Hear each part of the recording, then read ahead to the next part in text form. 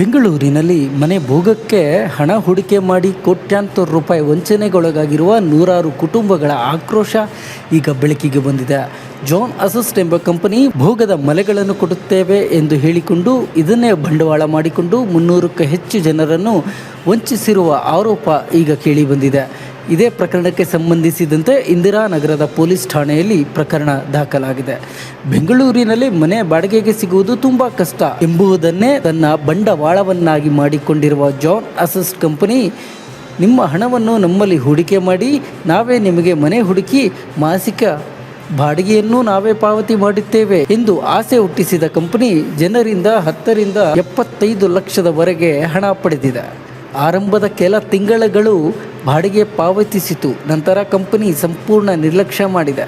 ಮನೆ ಮಾಲೀಕರು ಮನೆ ಖಾಲಿ ಮಾಡಿ ಎಂದು ಹೇಳಿದಾಗ ವಂಚನೆಗೆ ಒಳಗಾದವರು ಹಣ ವಾಪಸ್ ಕೇಳಲು ಹೋದರೆ ತಿಂಗಳಿಗೆ ನಿಮಗೆ 4% ನೀಡುತ್ತೇವೆ, ಅದು ಕೊಡ್ತೇವೆ, ಇದು ಕೊಡ್ತೀವಿ ಅಂತ ಏನೋ ಒಂದು ಸಬೂಬು ಹೇಳಿ ವಾಪಸ್ ಕಳಿಸಿದೆ. ತದನಂತರ ಯಾವುದೇ ಮೇಲ್ಗಳಿಗೆ ಫೋನ್ಗೆ ರೆಸ್ಪಾಂಡ್ ಮಾಡಲಿಲ್ಲ.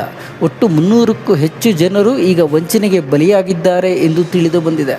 ಕಂಪನಿ ಮಾಲೀಕ ಸ್ಟೀಫನ್ ಜಾನ್ ಪ್ರಸ್ತುತ ನಾಪತ್ತೆಯಾಗಿದ್ದಾನೆ.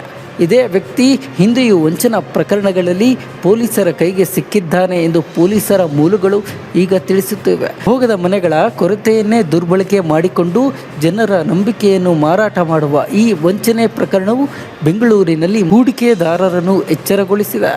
ಜಾನ್ ಅಸಿಸ್ಟ್ ವಂಚನಾ ಪ್ರಕರಣದಲ್ಲಿ ಇನ್ನಷ್ಟು ದೂರುಗಳು ಬರಬಹುದು ಎಂದು ಪೊಲೀಸರು ಹೇಳುತ್ತಿದ್ದಾರೆ. ಹೂಡಿಕೆ ಮಾಡುವ ಮುನ್ನ ಕಂಪನಿಯ ಹಿನ್ನೆಲೆಯನ್ನು ಪರಿಶೀಲಿಸುವಂತೆ ಪೊಲೀಸರು ಸಲಹೆ ನೀಡಿದ್ದಾರೆ.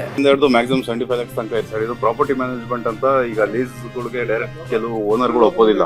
ಆ ಟೈಮ್ ಆ ಸಮಯದಲ್ಲಿ ಈ ತರ ಕಂಪ್ನಿಗಳು ಏನ್ ಮಾಡ್ತಾರೆ, ಇವರು ಲೀಸ್ ಅಮೌಂಟ್ ನ ಕಲೆಕ್ಟ್ ಮಾಡ್ತಾರೆ. ಇದರಲ್ಲಿ 2 ತರ ಇದೆ. ಡೈರೆಕ್ಟ್ ಓನರ್ಗೆ ರೆಂಟ್ ಪೇ ಮಾಡ್ತಾರೆ, ಇಲ್ಲಾಂದ್ರೆ ಟೆನೆಂಟ್ಸ್ ನಮ್ಮಂತವ್ರಿಗೆ ಪೇ ಮಾಡ್ತಾರೆ. ಈ ರೀತಿ ಇದರಲ್ಲಿ ಲಾಸ್ಟ್ ನವೆಂಬರ್ ಅಲ್ಲಿ ನಾನು ಟೈಅಪ್ ಆಗಿದ್ದೀನಿ ಅವ್ರ ಜೊತೆ. ಓಕೆ, ಲಾಸ್ಟ್ ನವೆಂಬರ್ ಅಲ್ಲಿ ಟೈಅಪ್ ಆಗಿದ್ದೀನಿ. ಒಂದು 2 months ರೆಂಟ್ ಬಂದಿದೆ ಅಷ್ಟೇ. ಲಾಸ್ಟ್ ಮಾರ್ಚ್ ಇಂದ ರೆಂಟ್ ಬರ್ತಾ ಇಲ್ಲ. ಫಾಲೋ ಅಪ್ ಮಾಡಿದ್ರೆ ಯಾವುದೇ ತರ ರಿಪ್ಲೈ ಇಲ್ಲ. ಕೇಳಿದ್ರೆ ಮತ್ತೆ ಎಲ್ಲ ರೇಟಿಂಗ್ ಅಲ್ಲಿ ಕೊಟ್ಟಿದ್ದಾರೆ, ಮೇಲ್ ಕನ್ಫರ್ಮೇಶನ್ ಕೊಟ್ಟಿದ್ದಾರೆ. 3 months ಟೈಮ್ ಬೇಕು, ಅದಾದ್ಮೇಲೆ ಡಬಲ್ ಪೇಮೆಂಟ್ ಮಾಡ್ತೀವಿ ಅಂತ. ಯಾವ್ದಕ್ಕೂ ರಿಪ್ಲೈ ಇಲ್ಲ. ಈಗ ಆಫೀಸು ಕ್ಲೋಸ್ ಆಗಿದೆ. ಆಫೀಸಲ್ಲೂ ಆಪರೇಷನ್ಸ್ ಇಲ್ಲ. ಸ್ಟೀಫನ್ ಅಂತ. ಇನ್ವೆಸ್ಟ್ಮೆಂಟ್ ಅದು ಒಂದು ಇದೆ ಕೆಟಗರಿ ಇದರಲ್ಲಿ. ಬಟ್ ನಾವಿರೋದು ರೆಂಟಲ್. ನಾನು ಬಾಡಿಗೆಗೆ ಮನೆ ಹುಡುಕ್ತಾ ಇದ್ದೆ. ಮನೆ ಬಾಡಿಗೆಗೆ ಹುಡುಕ್ಬೇಕಾದ್ರೆ ಆನ್ಲೈನ್ ಅಲ್ಲಿ ನನಗೆ ಜೋನ್ಸ್ ಅಸೆಟ್ ಮ್ಯಾನೇಜ್ಮೆಂಟ್ ಅಂತ ಇಂದಿರಾನಗರಲ್ಲಿ ಒಂದು ಕಂಪನಿ ಥ್ರೂ ನಾನು ಪಾಸ್ ಆಗ್ತೀನಿ. ಸೊ ಅವಾಗ ನಾನು ಕಂಪನಿಗೆ ಕಾಂಟ್ಯಾಕ್ಟ್ ಮಾಡಿ ಎಲ್ಲ ಲೀಸ್ಗೆ ಅಂತ ಹೇಳಿ 27.5 lakhs ನಾನು ಲೀಸ್ ಅಮೌಂಟ್ ಆಗಿ ಇನ್ವೆಸ್ಟ್ ಮಾಡ್ತೀನಿ ಜೋನ್ಸ್ ಅಸೆಟ್ ಮ್ಯಾನೇಜ್ಮೆಂಟ್ ಕಂಪನಿ ಮೇಲೆ.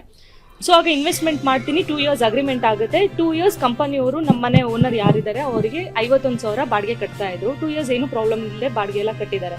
2 years ಲೀಸ್ ಅಗ್ರಿಮೆಂಟ್ ಆದ್ಮೇಲೆ ಓನರ್ ಪ್ರೆಷರೈಸ್ ಮಾಡಿದ್ರು ನಮಗೆ ಮನೆ ಖಾಲಿ ಮಾಡ್ಬೇಕಂತ. ಸೊ ನಾವು ಮನೆ ಖಾಲಿ ಮಾಡಿದ್ವಿ. ಮನೆ ಖಾಲಿ ಮಾಡಿ ಆದ್ಮೇಲೆ ಖಾಲಿ ಮಾಡೋ ಟೈಮಲ್ಲಿ ಟರ್ಮಿನೇಷನ್ಗೆ ಅಂತ ಕಂಪನಿಗೆ ಹೋಗಿ ರಿಕ್ವೆಸ್ಟ್ ಮಾಡಿದ್ದಕ್ಕೆ ಕಂಪನಿಯವರು ನಮ್ಮ ಹತ್ರ ಇವಾಗ ಅಮೌಂಟ್ ಇಲ್ಲ, ಕೊಡೋದಕ್ಕಾಗಲ್ಲ, ಟರ್ಮಿನೇಟ್ ಮಾಡೋದಕ್ಕಾಗಲ್ಲ, ಬಟ್ ನಾವು ಇದೇ ಅಮೌಂಟ್ನ ಇಟ್ಕೊಂಡು ಇನ್ವೆಸ್ಟ್ಮೆಂಟ್ ಆಗಿ ಕನ್ವರ್ಟ್ ಮಾಡ್ತೀವಿ. ಸೊ ನಿಮಗೆ ಮಂತ್ಲಿ ಇಷ್ಟು ಪರ್ಸೆಂಟೇಜ್ ಅಂತ ದುಡ್ಡು ಕೊಡ್ತೀವಿ ಅಂತೆಲ್ಲ ನಮ್ಮನ್ನ ಕನ್ವಿನ್ಸ್ ಮಾಡಿ ಮ್ಯಾನ್ಪ್ಲೇಟ್ ಮಾಡಿ ಇನ್ಫ್ಲೂಯೆನ್ಸ್ ಮಾಡ್ತಾರೆ. ಯಾರು ಮಾಡಿದ್ದು. ಇನ್ನಷ್ಟು ಹೆಚ್ಚಿನ ಮಾಹಿತಿಗಾಗಿ ಫಾಲೋ ಮಾಡಿ ಬ್ರಿಗೇಡ್ ನ್ಯೂಸ್ ಕನ್ನಡ.